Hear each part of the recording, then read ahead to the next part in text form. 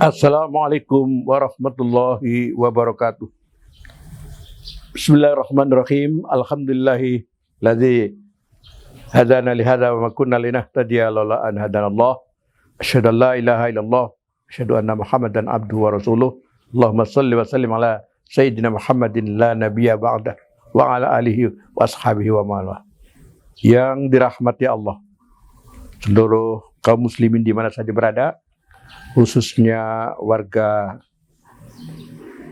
Tarekat Nasabah, Jamaah Tarekat Nasabah Jabal Kubais yang dirahmati Allah.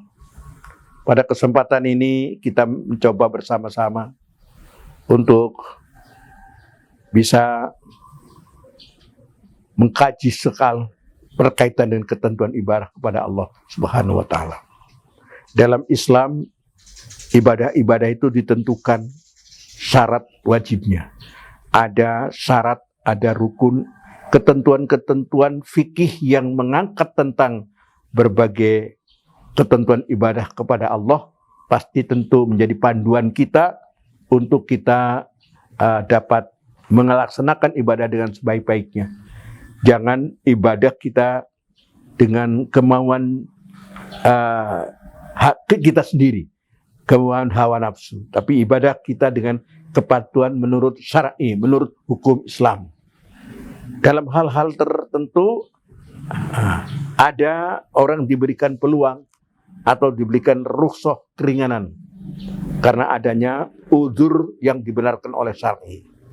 Udzur syar'i ini salah satu contoh kalau kita ibadah puasa, ya, ibadah Isya dalam keadaan sakit. Nah, maka ada di sana udzur syar'i. Apabila kita dalam perjalanan ada udzur syar'i. Seorang wanita hamil, ya, kemudian dikhawatirkan juga akan terganggu kesehatannya, ada diberikan rukhsah udzur syar'i. Ketentuan ini diatur dalam hukum Islam. Nah, kita melihat ayat Allah Subhanahu wa taala, "Wa man kana minkum maridun aw ala safarin fa'iddatun min ayyamin ukhra." Ya. Apabila kamu sekalian dalam perjalanan atau karena sakit, maka fa'iddatun min ayyamin ukhra, hitunglah puasa itu yang ditinggalkan untuk diganti pada hari yang lain. Ini yang terkait dengan ibadah puasa apabila kita ada uzur sakit atau kita dalam perjalanan. Nah, ini juga mungkin juga orang tua yang sudah mempunyai fisik yang sangat riskan dengan gangguan kesehatannya, maka diberikan itu dia untuk melaksanakannya dengan fidyah. Wa 'alal ladzina yutiqunahu fidyatun ta'amu miskin.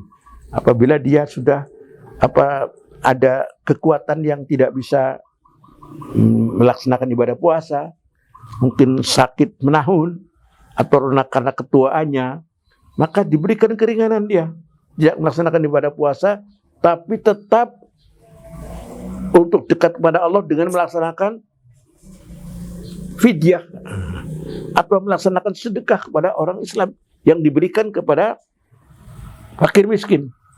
Nah, ini satu keringanan kaitannya dengan ibadah puasa. Begitu juga wanita yang baru dalam keadaan haid tidak bisa laksanakan puasa, hitung saja berapa hari yang tidak puasa, nanti diganti pada hari yang lain. Begitu juga seorang yang baru melahirkan, ya. Kalau ternyata juga tidak mampu, maka laksanakan juga dengan bayar fidyah.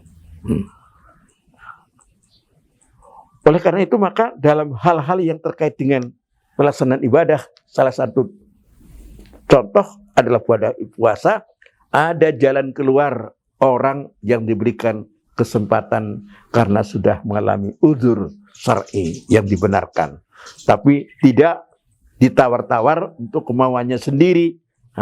Puasa mungkin di ujung di awal Ramadan, puasa di akhir Ramadan, atau puasa karena mau jalan-jalan.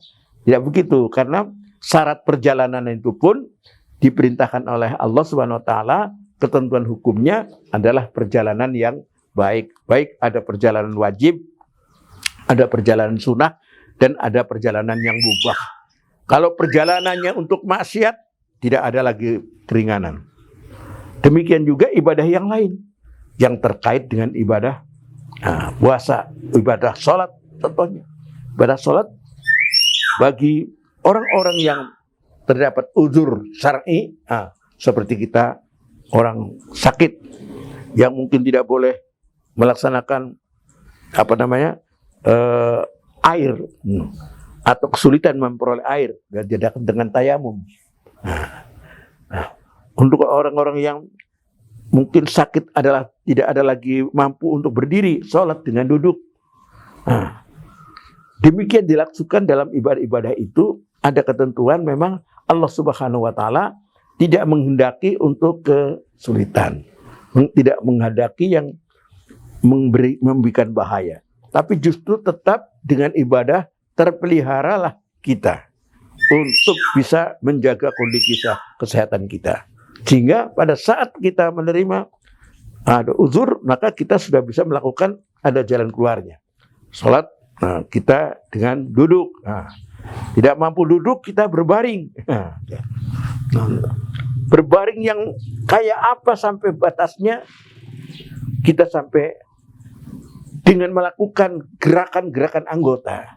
Tidak sanggup melakukan gerakan dengan gerakan mata, itu sudah menunjukkan diingatkan ya. Kalau sudah tidak ada lagi bergerak apa-apa dengan kedar mata, dia tidak bisa, dia sudah masuklah yang tergolong orang yang disolati nanti.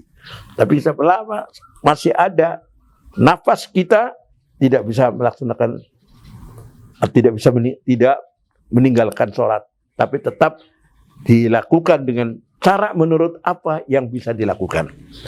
Jadi ada ketentuan syar'i, syarat dan rukun, tapi pada tatanan ada orang uzur syar'i bisa melakukan ibadah sesuai dengan kemampuannya. Ya, itu bahwa jelas Allah mengarahkan bahwa ibadah kita itu dituntut untuk dijaga ketentuan syar'i, dan bagi orang-orang yang ada udzur syar'i bisa dilakukan dengan apa yang bisa dilakukannya.